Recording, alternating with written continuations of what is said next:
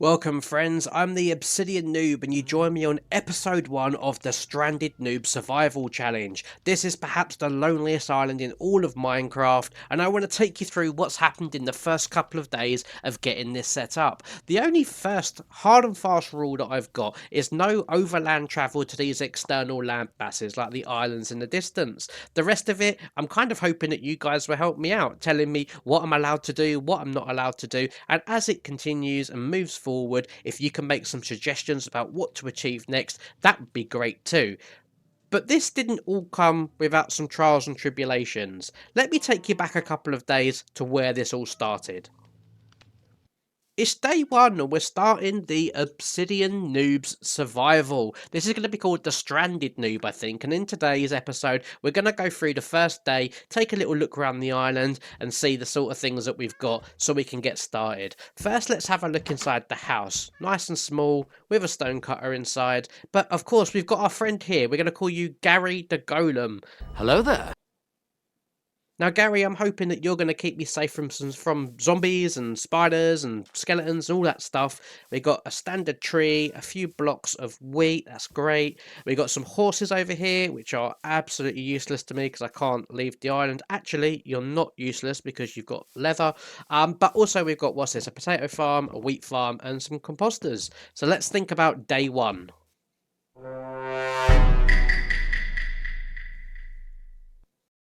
Okay, so without a shadow of a doubt, the first things on day 1 to do is harvest all of this up, use the composters at the end to start getting some bone meal, and then we can use that to constantly mine and regrow the trees. Interestingly, while I did this, we had some new friendly mobs up here. We had a nice pig here, who I gave a potato to, so he was happy. Maybe we'll call you Chewy. And then we got a chicken on his own. We can call him Hen Solo. Yeah, that's a good one, isn't it? Okay, cool. So, grinding these stupid trees. Okay, this was the bane of my existence in day 1. And yeah, remember, you have to replant it. Otherwise, this could be over very quickly. The next thing I wanted to do was go completely offshore where I saw this bunch of kelp around. So I wanted to go and get that because in the absence of coal, this is the next best thing when it's dried out because that will give us some nice fuel for the fires and things like that. And talking of coal, I then spotted this. Is that too far off land? What do you guys reckon? Let me know in the comments. Can I go and mine that, or do you think that's too far away from the island? It's probably, what, about 30 or 40 blocks maybe underwater? Yeah, let me know because I'll come back and I'll have that in a few days if you allow me to do it. So anyway, it was back to the grind of smashing up this decking because unfortunately in my noobish wisdom I decided that using all of my wood sources to build fences was the best way forwards. Bruh. Yeah, I know. Okay, so let's put the survival hat back on and actually do things that we should be doing. So firstly, I went off and I started to build this nice little enclosure, hoping that I'd get new friendly mobs start spawning. Chewy kept getting in the way. But yeah, we were quite lucky. I managed to get a cow, and then I got a chicken. So first I had a cow, then I had a chicken. Yeah, you know, if you're old enough, you know where that theme song was going to go. Anyway, it was fun and games trying to get these guys to share a pen together, which they were having none of for quite some time. Kids, look away, because I had to discipline the cow. No. Maybe we'll call him Moody. Get it? So in a bid to keep this more upbeat, this really boring grind was a process of breaking the trees, replacing the saplings, and then using the bone meal to regenerate them as quickly as possible, whilst the sun was setting and I suddenly realised, oh, I've got no tools and nothing to defend myself. So after replacing a few saplings, it was the quick grind of making some wooden tools and of course the sword so we could get through the night. But hey, what did I care? I had my best friend Gary to come and save me. And that's what happened here. Gary! Go kill them, Gary. Come on, let's tag team him. Here we go. Oh, you killed him a bit too quick. Hey, there's another one. There's another one. Oh, he's on him again. That's alright. I can do this one. Hiya! That will teach that skeleton. Yes, and we got some bones as well, so that's extra quick bone meal. Perfect. Things were going really well. I mean, even the in-game music started, and Gary, well, Gary was a beast. There was loot dropping from everywhere as he was smashing things to oblivion. I mean, right now, even with no armor, this creeper wasn't even a problem. Well, apart from Hen Solo. So I thought, you know what, I've got Gary watching my back. This is feeling good. I'm really enjoying this. So let's go, and why not? Let's continue that boring grind of smashing up trees. So I started to clear this tree thinking that things were all good. You know, Gary was a beast. Gary was doing his thing. And then, as I spun my camera, I saw that Gary was getting himself into a little more trouble than perhaps he realised. Don't worry, Gary. I'm coming, mate. I'll help you.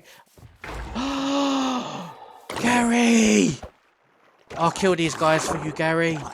No, no, no, no, no, no. I vowed at that point to make sure I gave Gary a proper burial, but you tell me, should we bury all of his iron? Or just make him a nice headstone? Rest in pieces, my friend. Sorry.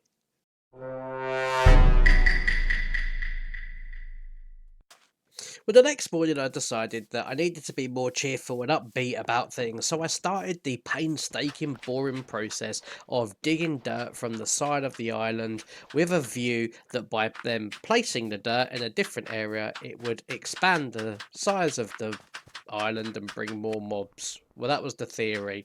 And then luckily, I fell into the water like a noob, but while I was trying to get out, I was looking around and there it was, jackpot. So I decided to swim over and mark this coal deposit for later, and then I wanted to start the process of digging down and finding some stone so that we could get a furnace made and start upgrading some of the tools that we had. The furnace was laid, and then with a quick smelt of 2 bits of wood to get some charcoal, we then had a campfire as well where we could start cooking up this kelp to dry it out for a food source. A moment later it was on to upgrading the farm by homing the chewies and giving them a little friend as well. And by the way, we really need to name this cow. I mean, he is still very moody, he is still very in the way, but if you have a better name for him, then let me know in the comments. Anyway, it then started to get dark and I planned for my next night all on my own by upgrading and getting myself a stone sword. And good thing too, because it wasn't long before I found this noob hanging around on the side. So with some very swift swishes of my stone sword, I took this guy out and he dropped his gold armor. The Minecraft gods were smiling on me and I had my first bit of AC. And then it was on to killing these guys. Spiders. And then some more spiders. And then I thought, you know what, let's mix it up a bit as I went for this spider. And we had our first creeper. So I killed the spider. Hiya! Just like that. And then rushed this guy to finish him off for our first bit of gunpowder as well. It wasn't long, and then the sun started to rise, and I thought the next objective is to get ourselves a bed. But that's the end of this episode, and now you know how we ended up here. So drop some comments in for the next episode, and make sure you subscribe to follow me as we join episode 2 in a few days on the Stranded Noob Challenge.